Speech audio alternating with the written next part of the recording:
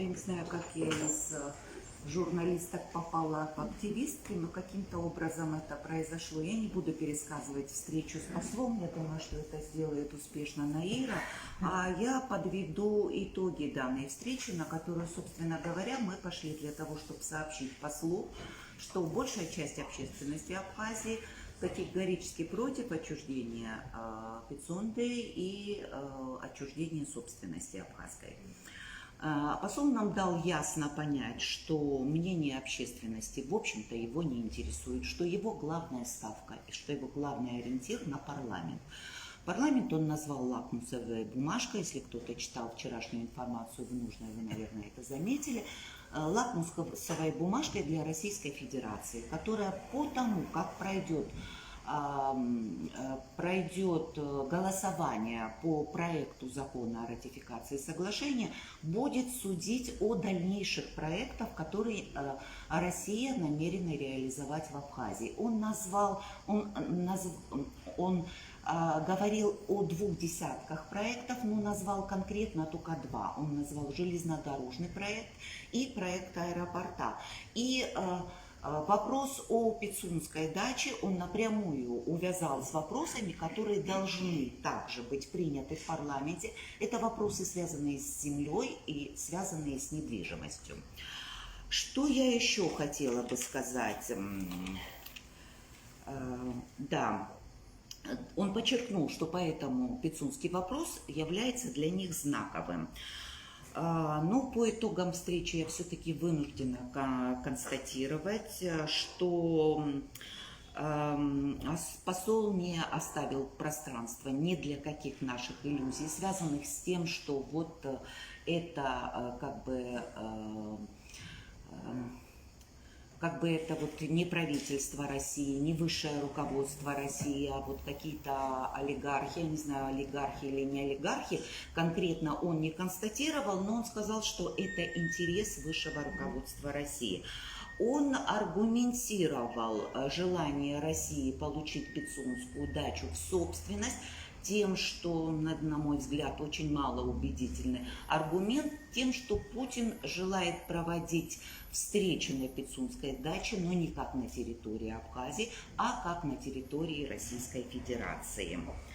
Так, я даже процитирую, это прямая цитата: «Путину нужна Пицунда», сказал посол. Так, это я сказала. Да, и я хотела бы отметить, что в речи посла присутствовали элементы самого откровенного шантажа. Он несколько раз подчеркнул, что, вернее, спросил наши отношения, как мы будем реагировать на то, что если в результате того, что мы не подпишем, наш парламент не ратифицирует соглашение, ФСО России покинет Пицунду.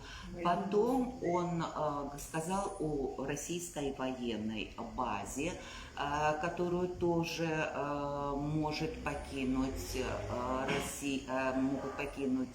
российские войска.